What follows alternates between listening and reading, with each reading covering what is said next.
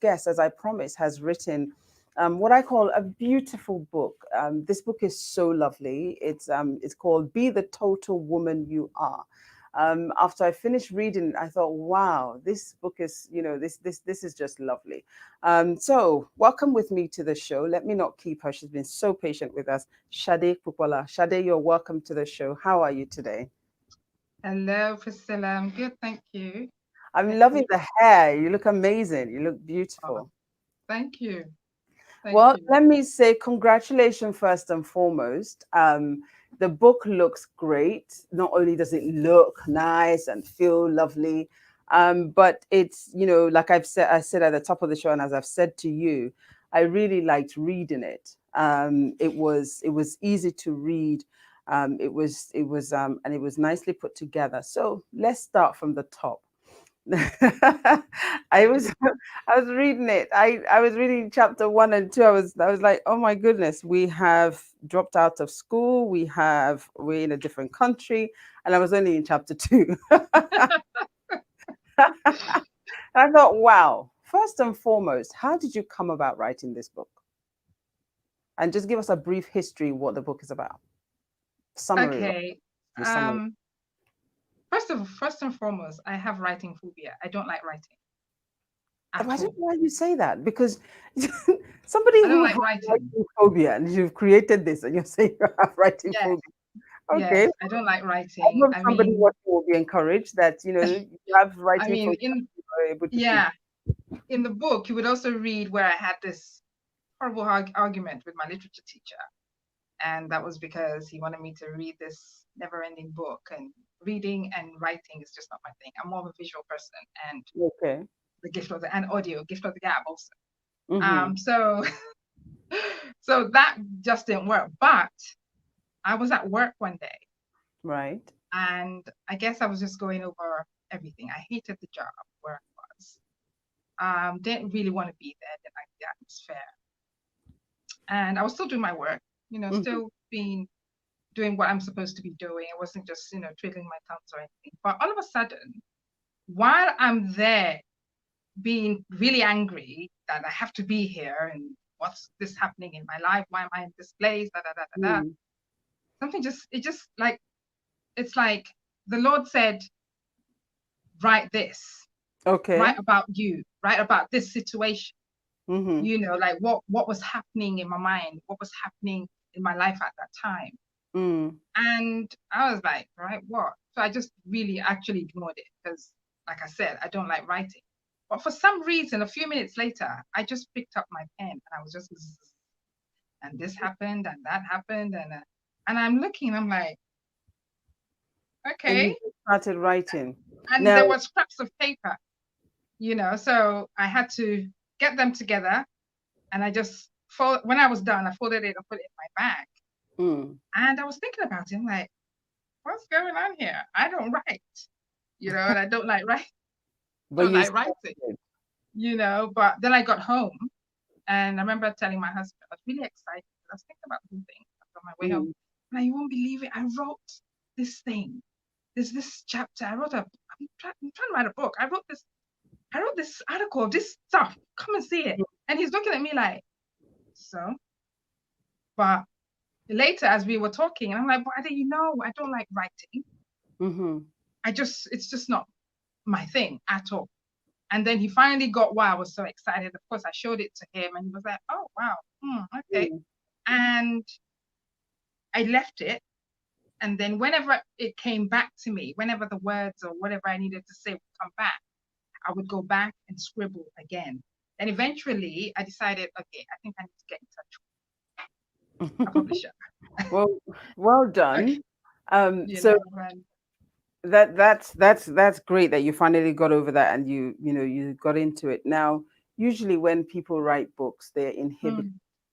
mm, But you were quite clear in this book. I want us to talk a little bit about your background because you were quite clear in this book. mm, You told us about your identity. You were mm, born in the UK here, but then your parents took you back to Nigeria. They weren't doing too badly, so they wanted as every African parent does. We, Mm. we decide for our, well, my previous generation decide for their children. This one's going to be a doctor. This one's going to be a lawyer. This one's going to be an accountant. This one, if you're anything else, you're just not Mm. with it.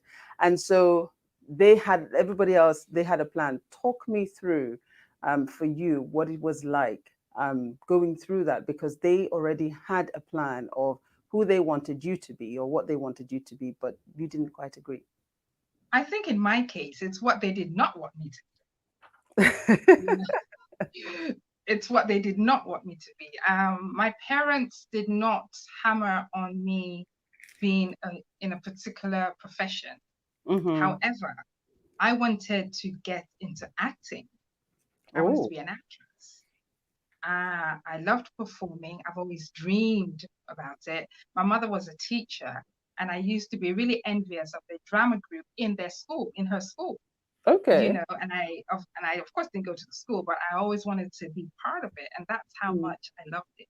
And I remember telling my dad that I was going to be going to NTA at the time, Nigerian Television Authority, because there was this program that was on. It's called Adio Family, Uh-huh. and that tells you how old I am. It's really old, and It's not I was awful. watching it. I was watching it, and I'm like, yeah, I could do that. And I saw myself as one of the little girls that was in the show. And I remember I ran to my dad.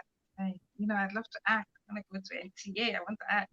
Ah, Mm. God, that was the worst thing ever. Because the look, that look, African, oh God, and my dad, bless him, he had that look of, don't even finish your sentence, you know? So, and he said, look, if you even think, try, if I see you go there, if you even dare, don't Mm-hmm. come back to this house. And Wow. I was like, whoa. And of course, I was young. Mm. I was afraid. I Mm. wasn't that bold at the time, So, and I just shelved it. And that was that. So I would watch and I would dream. And I would watch and I would dream. And I would watch the newscasters and I would dream. Ruth Benamazia or okay, um, a lot of Julie Coker. I would watch them, Mm. and I'd be like, yeah, I can do that. That's what I want to do. That. So I said I wanted to read mass communication, and then went to the States and got to the States. I did liberal arts, but while I So, was in so, they, liberal, so when they sent you to the States, it was on the understanding that you were going to do mass communications, yes, a degree in mass communication, in that sphere of things, liberal arts, mass communication, that kind of thing, which right? was still fine. Mm. But on getting to the States and on getting to college, Mm. I now started to really the what I didn't really like started to come out. I realized I was not an academic person. Okay. And being in class, having to do certain things I didn't want to do was just not cutting it for me. But I mean, but And mass communication is very much close to the drama that you wanted to do, no, to the NTA that you yes, wanted and to video. do. Yes. So what was it that didn't agree with you? Are you kidding? We had to do history, we had to do archaeology, we had to do literature, and all those things involved reading, like Okay. massive stuff. Mm. And this is somebody that reading was an issue for me. It was later I realized that it was dyslexia. And I'm like, no wonder, because I'd be reading something and I just find myself going back or getting really muddled up, in the book or in the Mm. sentences. Mm. I would get really frustrated and I was just, toss the thing. And I realized that I loved magazines and Right. I loved seeing stuff. I was very visual. Mm. Things had to be visual, things had to be nice and colorful and exciting, and that is what That was attracted where you were at. So, yes so you went to the States. You were supposed to do this mass communication course, which you did not quite like other aspects of it, but some aspects was okay, but then it wasn't enough for you. And then there was pregnancy. You went to Hollywood. There was pregnancy. talk to me about the Hollywood journey and then how we ended up, being pregnant. Okay, with the while I was in the States, I was living with my uncle. And then I found a broadcasting school, strictly broadcasting, radio, like hands-on, proper hands-on. And I remember telling him that, this is where I want to go. We go to this school, it's a radio school, and they teach you, you're on the radio, physically, you're doing stuff. And he was like, no, you go back and read. And so by then I just quit. I quit college. Nobody was talking to me at home. Nobody wanted to know. It was like, how can you quit college? What's wrong with you? Are you crazy? But at the end of it, nobody was listening to me. My uncle was a scientist. He worked at MIT. Okay. And so imagine that, a scientist and a creative person who doesn't, and he was just a bookworm. So we were not gelling, okay? And by then I started to really rebel. Right. Because at that point I was just getting really frustrated. And for a creative person, when they're not able to create and express their creativity and do what they need to be doing, depression sets in big time. So it set in really, really big time because nobody was listening to me. And unfortunately, I'm the baby of the family. So it's like, of course, nobody's going to listen to you. You're not supposed to be heard, So I just went nuts. And I was going out with somebody at the time. And then I got pregnant. He was a lovely guy. But he was also trying to find his footing at the same time. So how old were you at this time? Sorry? How old were you around about that time? Ooh, I was in my 20s. Okay. Yeah, I was in my 20s. I was in my 20s. And so I got pregnant. Mm-hmm. My dad heard about it. Boy, the guy did not want to speak to me again. I was here. I would call the house and he would hang up. Wow. And he would give it to my mom, your child. It's not no more his child. Your child's on the phone. So I would talk to my mom, And anyway, eventually, I decided in my heart that if they refuse my child, and they've already refused me, they've rejected me already. Okay, so well, look ahead. So I've already accepted that. But I decided that, if they refuse this beauty and bring it into the world, that's it. So I had a plan. And the plan was, I'm just going to, go somewhere in the States and alienate myself from every single person related to me, change my name, and they will never, ever find me again. Wow. What a great plan. That was my plan. And I was ready because at that point, I was just annoyed and frustrated, and I couldn't do what I wanted to do. Nothing was really happening.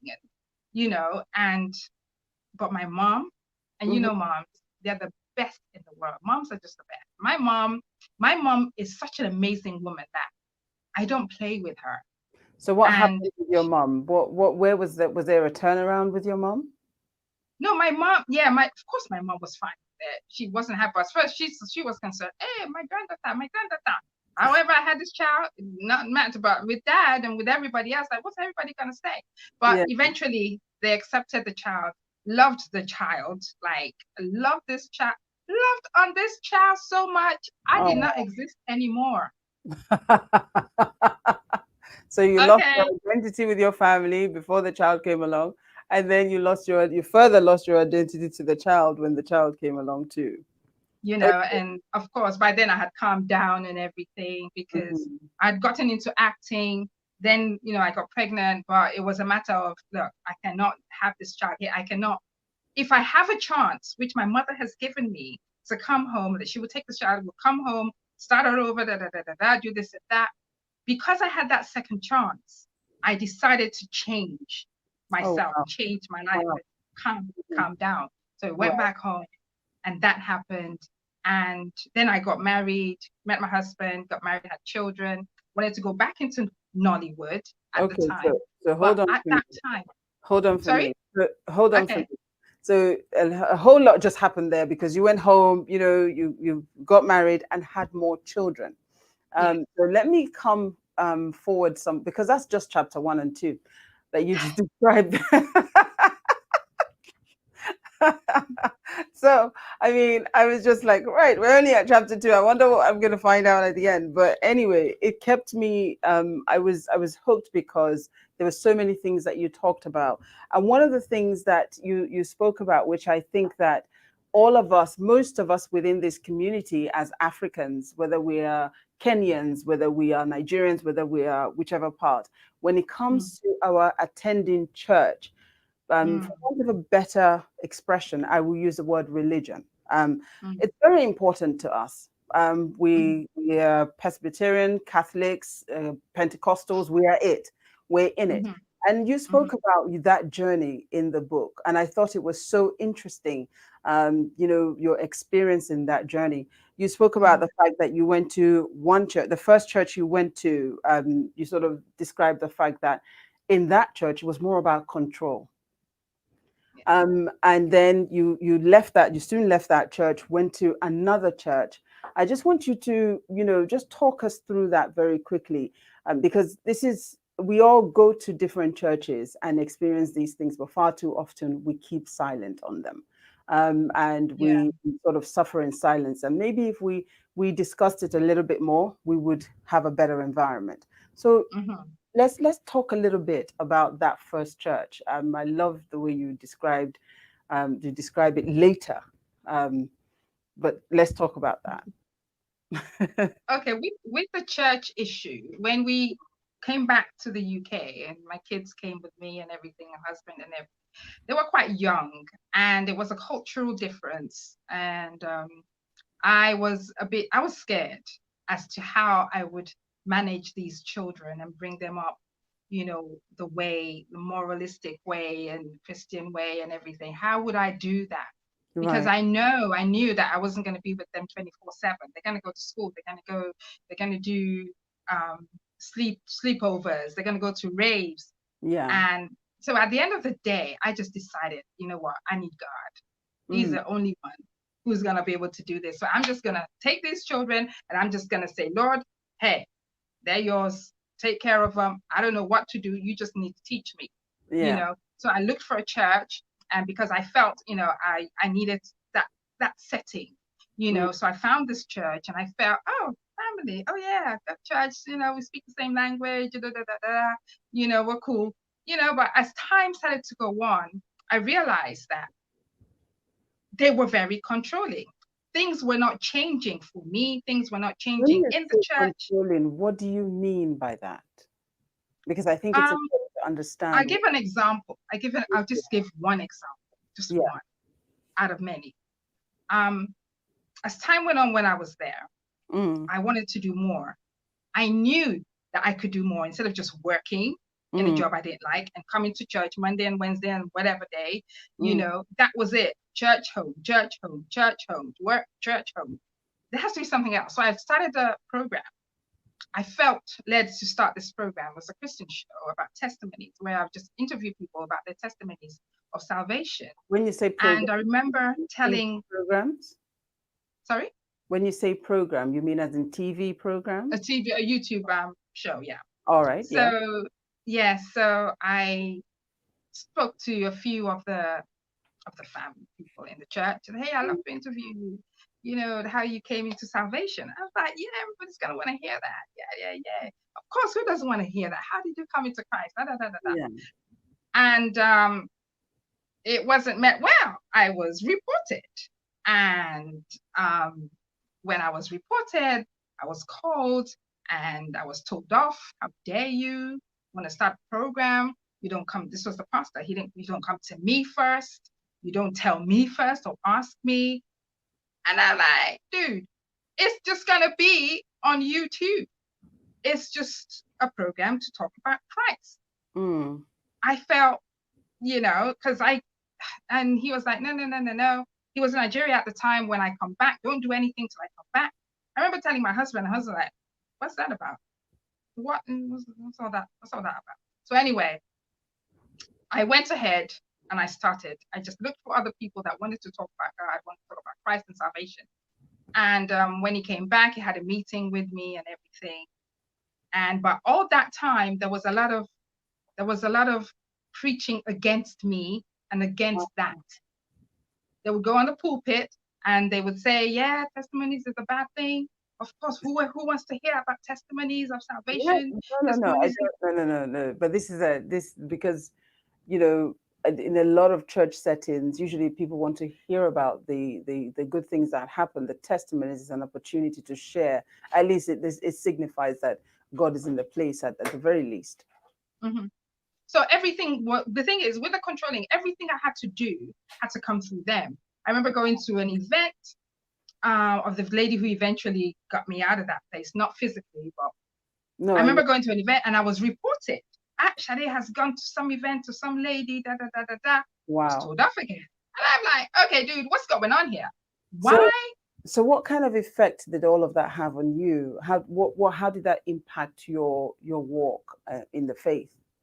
It really it crushed me. It actually did crush me, especially when they were preaching against me, when they would, my friends or people in Mm, church would go and report me that I went to this place and I went to that event, and then the pastor would call me back. And the last straw that broke the camel's back was when we were called into the office one particular Sunday, which was the day I knew I was going to be leaving. And I remember going in then, he said he wanted to see us after the church, us is me and my husband. So we got into the room and the pastor looked at me and he said, you're on your way out. So I didn't know what he was talking about. I didn't understand it. He looked at my husband and he asked my husband, do you notice anything different with your wife? And of course, my husband, being my husband, said, yes, she's not her bubbly self, which is true, because at that point, I had gone into my shell with all the mm. reporting, with all the telling off, with all the calling, with all the reporting, with all the, man, there was a track and trace. They were the first people that did the track and trace. They were on my case big time. So it's like, by the time I had gone in the office and he had said, you're on your way out. Yeah. And he said when my husband said what he said, like, she's not about herself. We hear you've gone into your shell and no question as to why are you unhappy? What's going on? Is it a marital thing? Is it? No, it was like you're on your way out. But Wow. by that time, I remember when he said that, I was just like, in my mind, I was like, Lord, you answer praise. Because I'd been asking, how am I going to leave this place? Because I had So, children and I so understood. eventually, so eventually So you left that church. But eventually the, we left. but the good thing is that you didn't leave and give up on the faith. You still went on, in No, spite of that experience. You still no, went on to go and look for somewhere else to attend. Is that you I did, spoke about? because at that point I had to, even though my relationship was more with the church, the pastor, the church, the people, I Mm. didn't really have that relationship with the Holy Spirit, because a lot of the things that we did in that church, we Mm. did a lot of binding, man. I'm sure we were doing binding and casting, and everything was about demons and So everything was about demons. zombies, It and was so okay. there was no relationship ish There's thing no, going on. But right. by that time, I had to go back to the Lord. What's going on here? What do I do? I can't go back. But also realized it was killing me. I nearly had a breakdown one day, 2 o'clock in the morning. I literally just lost it. And thank God my husband was home. He's the one that controlled me. But at that point, I had said, that's it. Wow. And I That's stopped going. you stopped going there. So And I so the stopped going next there. But I so had the, to ask the Lord where to go, what to do, okay. So the because next I place didn't you want to. went to, It wasn't God I was angry at. no, it was the way you were treated. So It was the when way you I went was to the treated. next place that you went to, Mm, what did you find there? Because you're telling us that you were in search of the relationship. And mm-hmm, it wasn't much about the relationship at your first stop. But then mm-hmm. at your second stop, were you able to find that relationship there? What It was a happened? What did you huge, it was a huge church. And me coming from a very small church, it was like I was at the circus. But it was a huge, huge church, and it was find? it was all right. But I remember that day, that Sunday, we got out of the car, da da da, went into the church, had a great time at the church, very welcoming place and everything. Mm. And when we finished, it's like I heard the Lord say, don't get too used to this. I'm like, what do you mean don't get too used to this place? We Okay. kind of like this Then place. what It was new. happened? Um, so eventually I still kept going because Mhm. I didn't understand it. I was just told, okay, that's what the Lord told me. But somewhere down the line, Mm. I I had this dream, and the dream was about the foundation of the place. So even though it looked great and they did all the right things, and to a Just to point, be it in was place. great fun, music, corrupt, people interacted, and it was just lovely, great people. But there was an issue with the foundation. Wow. And that was when I understood why God said, don't get too used to this place. I'm Mm. like, okay. And then again, the next question, okay, so what do we do? So at that point, I just stayed home. I just stayed home. Like, yo, we're staying home. We're not Mm. going nowhere. I didn't get nothing from the Lord. But while I was in that place, that first place, and when I came out, I was being counseled by a pastor on the phone for a year. This Wow. pastor, this lady pastor, counseled me for a year on the phone. Okay. I never ever went to her church. So And before she, we go deeper into the lady pastor that was giving you counseling, mm, I just, mm, how did this affect the children? Because they are also part of exactly. this journey of yours. They were with you in the different churches, and they're young. How did this Yes, affect them? How did they it's find it? amazing. Which is okay. I need to go back to that first one because before I left, I didn't just get up and leave. I Yeah. did have to speak to the Lord, and the reason why I was particular about the Lord making sure that when we do leave, we are certain we're doing the right thing, and he lets us know that we are doing the right, that He's the one who has given us that way out. Because I said to him, I said, listen, I've got children, and Mm. getting up and leaving, you're not giving a good example. Yeah. You're in a way, it's almost like rebellion. All of a sudden we're not going there anymore. Mom is not going there anymore. But I had to be prayerful about it. And when the Sunday we were going to leave, the Lord told me. And when we got to church, the pastor preached on grace. And I remember that day, even my daughter, I can't remember how old she was at the time. She's 22 now, quite a number of years ago. But I remember her, she was quite young, which really shocked me. She was like, Mom, they preached on grace. They've never done that before, which means all the time she's been there, never done that before. And I knew that Wow. was it. That was that day. And I said, Lord, thank you. And even the pastor said, I never do this, but the Lord is on me to preach Mm. about grace.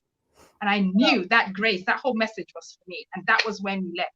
And when we left, it was okay because by then everybody, by the time we got home, I explained to the children and everything. And then my daughter, who was very vigilant about even all the messages that she had been hearing at the church over years, she was like, Grace, they never preached on grace. But then I said to her, we're not going back. And I said to them, we're not going back there anymore. And boy, Amazing were what they the goodness happy. has come. Really? They were excited. Wow. So it Because didn't affect them at all.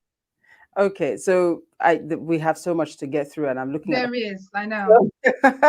but there is on in chapter 4, you talk about forgiveness being very powerful. Yes. And I just want you to just talk us through how did you get past. Obviously, we've just done a summary, but you speak about the fact that there was, literally a gang up It was against a gang up. the church. And I can't imagine what that would have felt like, not just for you, but your family. Mm, But you talk about forgiveness being powerful. yeah. Um, how were you able to achieve that? And just talk us through that. I'm not gonna lie, it did hurt. And at the time where I was in my Christian walk, was very delicate. Yes. And I'm also a very emotional person. So it was really hard because a lot of the people that were ganging up on me, that were telling stories and talkies about me, were Mm. people who would come to my house and eat with me, like Judas, man. They were whining and dining. But at the Wow. end, they were doing other things. They were reporting me, picking up the phone and calling and say, Yeah. "Yeah, she's doing this and she's doing that." So that really hurt. But I also understood that I needed to forgive. Mhm. However, at the time, forgiveness to me was okay. God said we should forgive, and I have to forgive, whether you like it or not. I didn't really have an understanding of how to go about, you know, accessing forgiveness and really forgiving and letting go, Mm. where the pain is not so hard on my heart. Yeah. And I didn't want to be hypocritical. So Hmm. it was something that took time, It was a pro. but it was a process. But what I kept doing was I would always go back to the Lord, and in all that, it made me really appreciate God's love, Mm. because I knew that He knew this was hard, but I also knew that it was His will. And then as Mm. time went on, I started to understand that yes, it might not be a matter of, okay, I've forgiven and I'm not hurt anymore. Child, you lying. But it was a matter of knowing that it's His will. Mm. And knowing that it's His will to do that, the next thing I did was, you need to take the pain. You Right. need to help me deal with this, which is how I dealt with it. And I was able to, To, over time, yeah. over time, it's not instant. And Mm. you're not condemned just Mm. because you say you're not, Yeah. because God sees the heart and He sees the willingness. But Mm. just like the guy who said, look, I do believe you can heal my child, but forgive, forgive my unbelief, but just Yeah. do the business. Just, help me out here.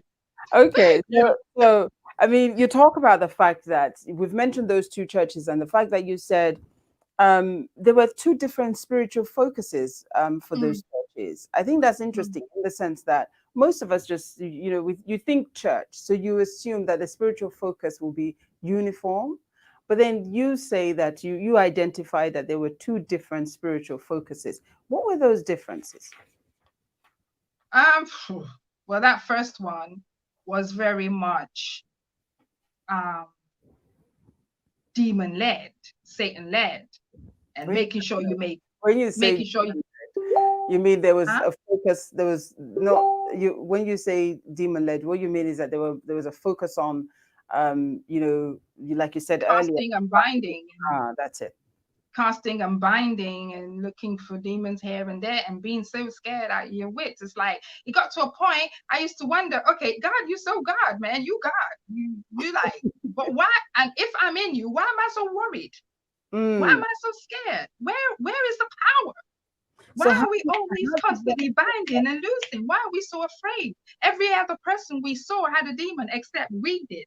wow, so how did So that differ to the other church? you mean the one where I said I was shown the foundation of the place, or Yes, the second one.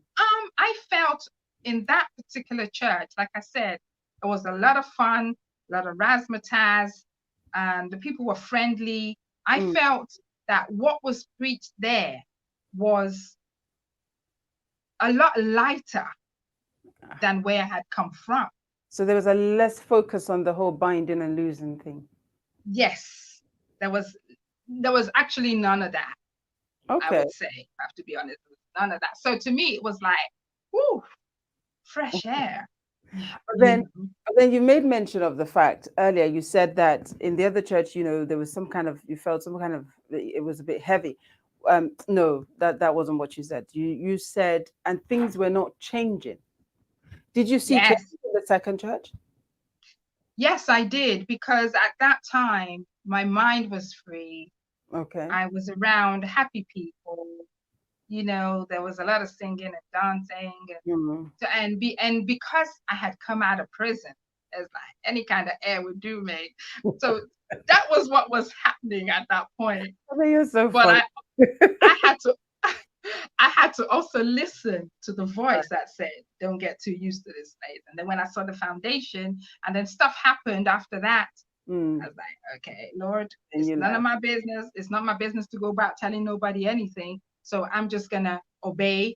And if So He has His plan, He has whatever for me. So so where I was just your followed. turning point? What was your turning point? Because a turning point came for you.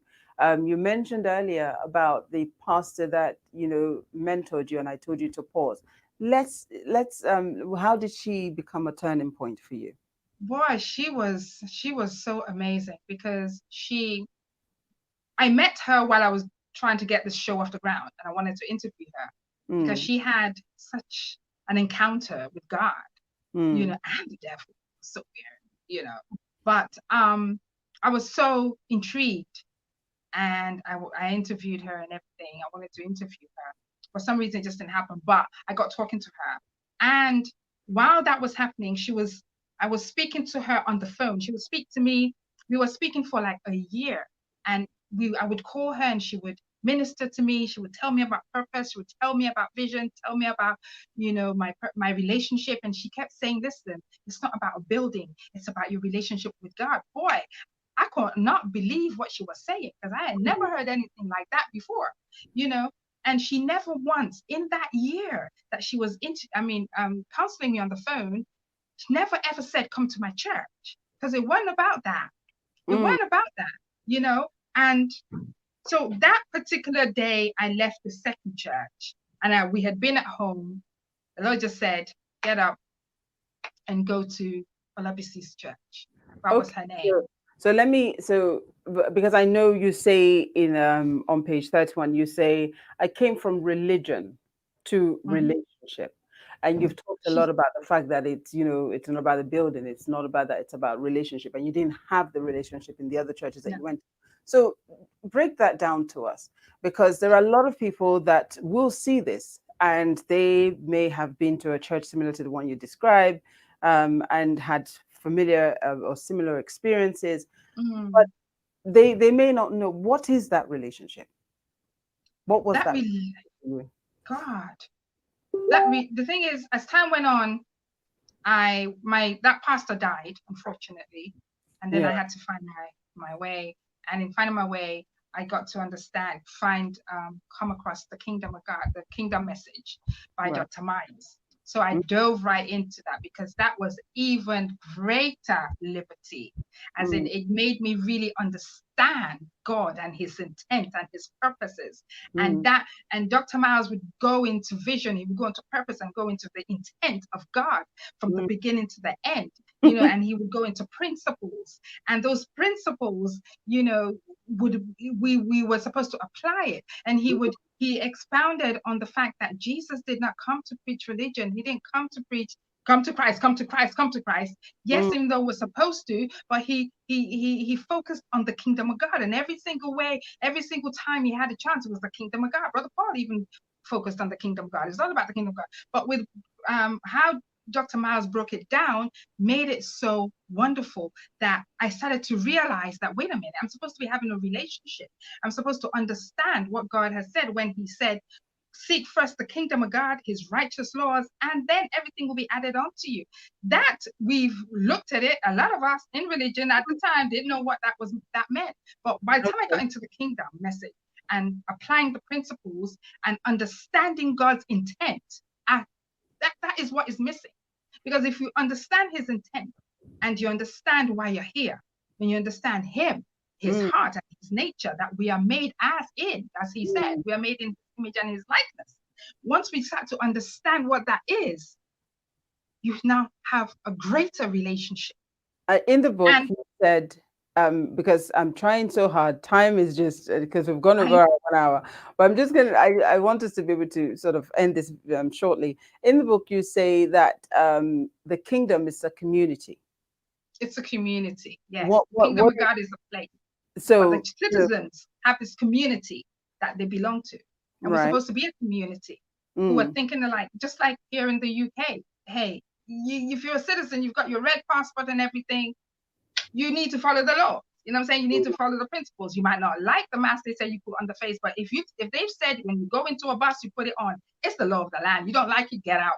But mm, it's the law of the land. So it's the same thing with the kingdom of God. It's a place, and it mm. has its laws, it has its righteous laws, and it has its principles. And once you apply those principles into your life, there is no way your relationship with God doesn't even get stronger. But you need to first. Sorry? So that was where the turning point came for That you. was where the turning point. Point came.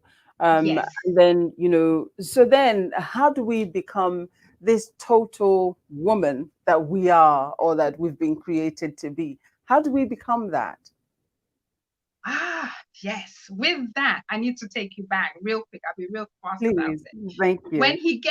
When God gave me the unction to write the book, and He Right. gave me the title Total Woman, I was a mess. When I Mhm. say a mess, I was a mess, absolute mess. So, but I remember taking that name. I'm like, Total Woman. I don't even know my left from my right.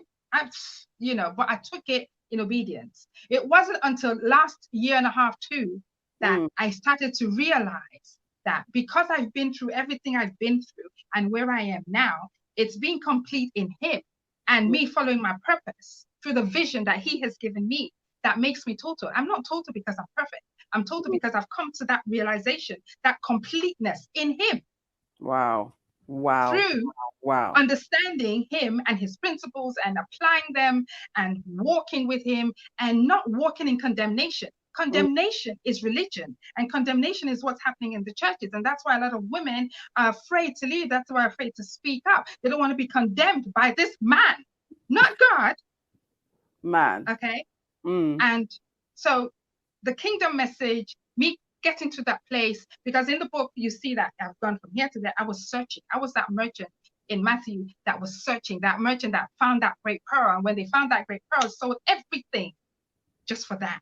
And that Okay. is where So, I I am. mean, thank you so much for breaking that down, because I think all too I often hope we I think did. all too often we think that, for to be that complete, that total woman, we need to have a great job, we need to have a husband, we need to have the children, we need to have fantastic homes. But for Mm-mm, you, what you're saying is that to be that total woman is that mm-hmm. you have to have that from the heart first. The You have to, heart. you have to be ready from within, and it's not Mm-hmm, necessarily the focus on the material things, but it's mm-hmm. more the focus on the happy, content you. Am I And being complete in God, in Christ, that being of under course? that purpose He has called you to be in, and understanding His intent, understanding His nature. You are made in His nature and His likeness. You need to Hmm. understand that, because And that does not mean you don't have flaws, and you will not have flaws, and you will not have issues. You will not, annoy somebody or step on somebody else's toes. But even though that has happened, when that happens, apply the principles. Go back to your king, just like you would with the law. You mess up, you mm, know, you deal with it, wow. you know. But Shadi, I feel like we have so much more, I but know. time doesn't allow us. But throughout the book, you talk about the fact that you're being taught patience. You were being taught patience throughout the book. Lessons Boy, in patience, right? Through there are some great quotes that I picked up. In there, you said, you can't have a healthy soul and look diseased. That's on page 57. I thought, wow, that's because you also spoke about the fact that today's Christians, a lot of people are looking on the outside, and it's the way they're dressed, and they believe if they don't wear makeup, if they don't have a wig on their heads, and if they're not wearing trousers, they're going straight to heaven. But that's not the case. And it was, I think, around there that you said you can't have a healthy soul and look diseased. I thought that was such a great line. And you also you also said which I thought, wow, when not walking in your purpose, you age faster. You yeah. said that was draining. You talked about that on page 61. And I just Mhm. thought, my goodness, there are so many great nuggets throughout this book. But Thank your you. journey is one that I was so encouraged by. And I thought, wow, all too often we're hiding. All too Mhm. often there are so many of us that have gone through, that can identify with different aspects of you that you talk Mhm. about in the book. And I just want to say, first and foremost, thank you so much, for number one, writing the book, but number two, for giving your time to be here today to talk Thank about you. it, to talk about the content. More than anything, though, the final word I'm going to ask you is, what do you want somebody reading this book to go away with? I want them to go back to to their maker. Right. Just like you buy a Nokia phone, you Mm. don't take it to Apple if the button stop working. Mm. You got a maker. It's got a maker. Go back to Nokia. Okay. Don't go to Apple and say, yo, this is my Nokia phone. It's just not working. You do phones, don't you? You know what I mean? You do phones. Yeah. You're the top dogs. It doesn't work like that. So I would say go back to your maker. Go back to God. If Mm. you've left, that's all right. He's waiting on you. He's Mm. waiting. Go back. Okay. Look up and find out why Jesus came, Mm. what he's been talking about forever, which is the kingdom message, because that's where your liberty is. Being that Mm. citizen of the place called heaven, okay? And find out what your purpose is to serve here on earth. We're supposed to serve. A lot of people are rushing to heaven. Hey, you haven't finished your work here. Let it be on earth, he said. So we So have a purpose to fulfill. Find out what it is, I serve it to humanity. so where do we find this? Where can we get this? So if On somebody Amazon. in and they Amazon. say, right, I want to read the book, where do we get it? You can get it on Amazon, and you can also go to my website, and there's a link to the Amazon What is um, your website, page. please? SadePopoola.com. No H in my name. SadePopoola.com. Well, on Everything that is note, there. Ms. Sade Popoola, I want to say thank you so much for giving your time to be here today. Really appreciate that. Thank you plenty, many much. And I wish you the very best with the book. I Thank hope you. that, those who read it will certainly find some form of encouragement, peace, solace, whatever it may be, because I believe it'll be different things for different people. Thank you for Yeah. being here today. Thank you Well, so much. you're welcome. Well, you've been watching. Today, it's about supporting the dream of, the book that has been written, the charity that is helping, people around the world. It's about that. So, please, on the 8th of August, it's going to be on Zoom. It's fanakafoundation.org. If you can't be part of the fundraiser that's going to be happening on the 8th of August, please check out the website and you can contribute there too. It doesn't matter what you give, whatever you can give is welcomed and it will be appreciated and it will go to a great cause. Likewise, Sade has talked about her journey. It's really about her journey. She looks amazing. We didn't get to talk about the part where she goes back. She's gone back now into her dream. She's in her 50s, believe it or not. She looks amazing, looks fabulous there. But she's in her 50s and she's gone back to her dream of acting. She's gone back to, train and to go back into acting and, and get back on stage. And it's just amazing to have gone through that journey and be able to rediscover herself and go back to what her heart has always wanted to do. And it's about learning how she did that. I don't know what you're going through out there. I don't know what you're struggling with, but I believe this will help. You can pick up a copy from Amazon.